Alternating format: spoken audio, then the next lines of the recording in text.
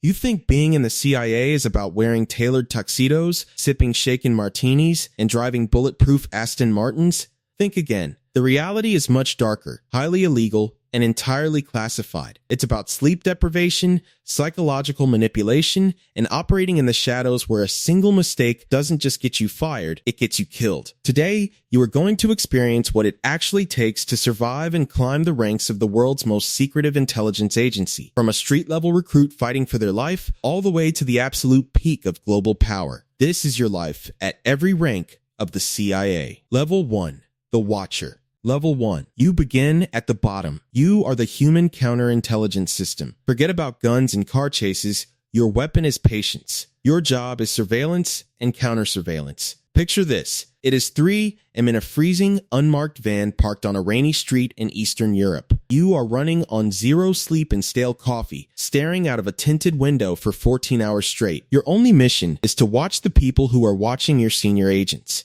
You have to memorize faces, license plates, and walking patterns. If you miss an enemy spy hiding in the crowd, a fellow officer gets arrested, tortured, or worse. But if you prove you can spot a tail without ever being seen yourself, congratulations. You have proven you can be a ghost. You level up. Level 2.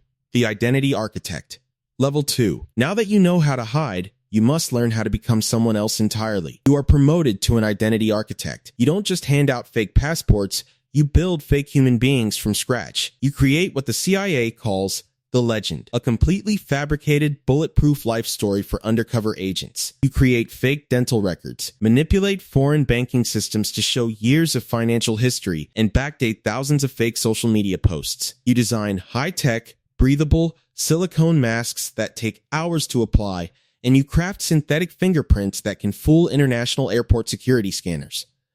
The pressure is crushing. If a border guard in a hostile country finds even one single flaw in the digital footprint you created, the spy wearing your disguise will be executed. Level 3. The Black Bag Burglar. You are now a technical operations officer, which is a fancy government term for a professional, highly trained burglar. You are tasked with doing the things hackers can't do from a computer. Your job is to physically break into the most heavily guarded buildings on Earth: foreign embassies, rival intelligence offices, and the private mansions of billionaires. You operate strictly in the dead of night. You are trained to bypass biometric locks that are supposed to be unpickable, dodge invisible infrared laser grids, and memorize the patrol routes of armed guards. Your mission tonight? Sneak into a foreign diplomat's office, take apart his computer keyboard, plant a microscopic listening bug inside it, put it back together perfectly, and escape. You must leave 0 DNA, 0 footprints, and 0 proof you were ever there. Level 4.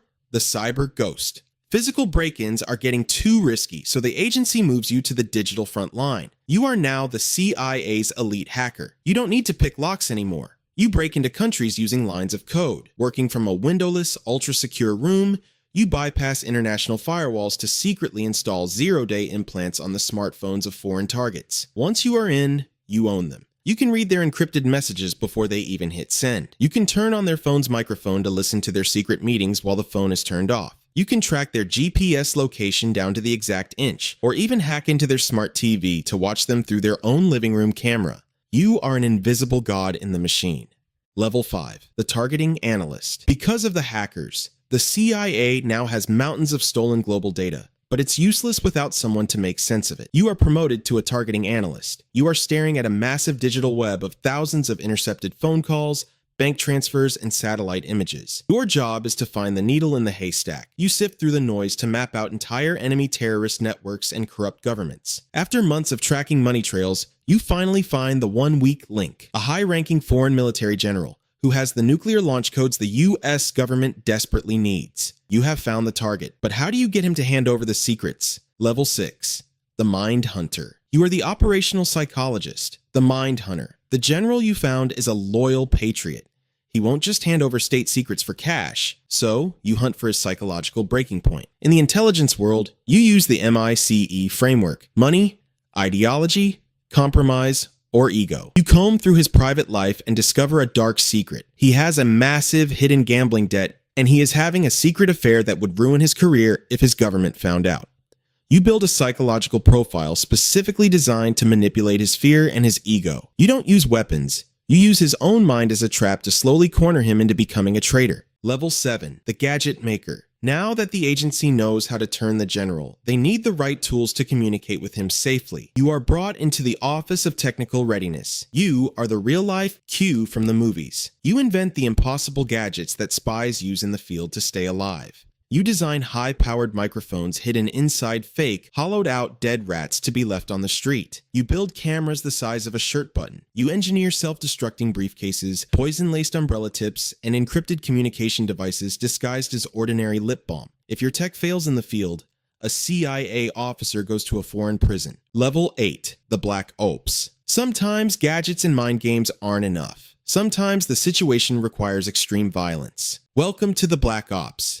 You are now part of the Special Activities Center. You are the director's private invisible army. When diplomacy completely fails, they call you. You are jumping out of a C-130 cargo plane at 30,000 feet in the dead of night, wearing a breathing mask, free-falling into a hostile war zone. Your missions are snatch and grab kidnappings of high-value targets, sabotaging underwater cables, and tactical raids. You carry weapons with the serial numbers filed off.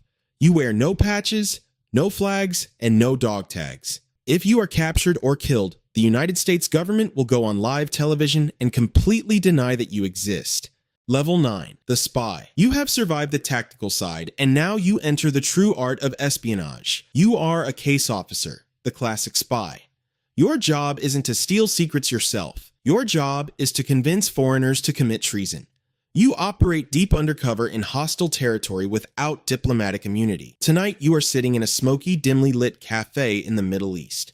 Across from you is that military general. He is sweating, terrified. You play the long con. You become his best friend, his financial savior, and his blackmailer all at once. You hand him a briefcase of untraceable cash in exchange for a USB drive containing his country's classified military plans. If he gets caught, he will be executed for treason. If your operation goes bad, it could trigger an international war. Level 10. The Boss. You are now the absolute boss of all CIA operations in an entire country. By day, you play a character. You pretend to be a boring, smiling diplomat at the U.S. Embassy, attending cocktail parties and shaking hands with foreign politicians. But by night, you run the secret war. Every hacker, every burglar, every Black Ops team, and every spy in that country reports directly to you. You are playing a high-stakes game of 4D chess against the host country's own intelligence agency. You manage millions of dollars in black budget money.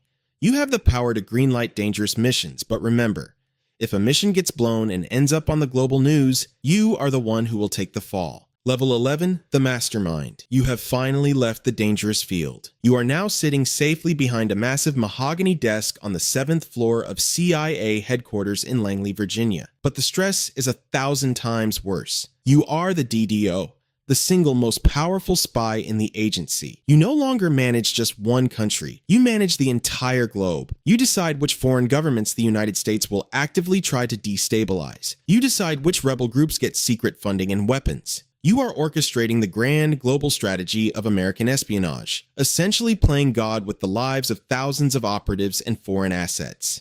Level 12. The Director. You have outmaneuvered, outsmarted, and outlasted everyone. You are the director of the Central Intelligence Agency. You are the CEO of a multi-billion-dollar shadow corporation that deals in secrets, bleeding-edge technology, and global political influence. You have only one boss in the entire world: the President of the United States. Every single morning before the rest of the country is even awake, you walk into the Oval Office. You open a highly classified folder and deliver the President's daily brief. You tell the leader of the free world exactly what the most terrifying threats on Earth are today, and you tell him exactly how your invisible army is quietly eliminating them. You hold the darkest secrets of humanity in your mind. You are the ultimate spy. The psychological toll of this life breaks most people before they even reach level 3. Which rank of the CIA do you honestly think you could survive? Let me know in the comments below. Subscribe to the channel for more dark secrets from the classified world, and I'll see you in the next mission.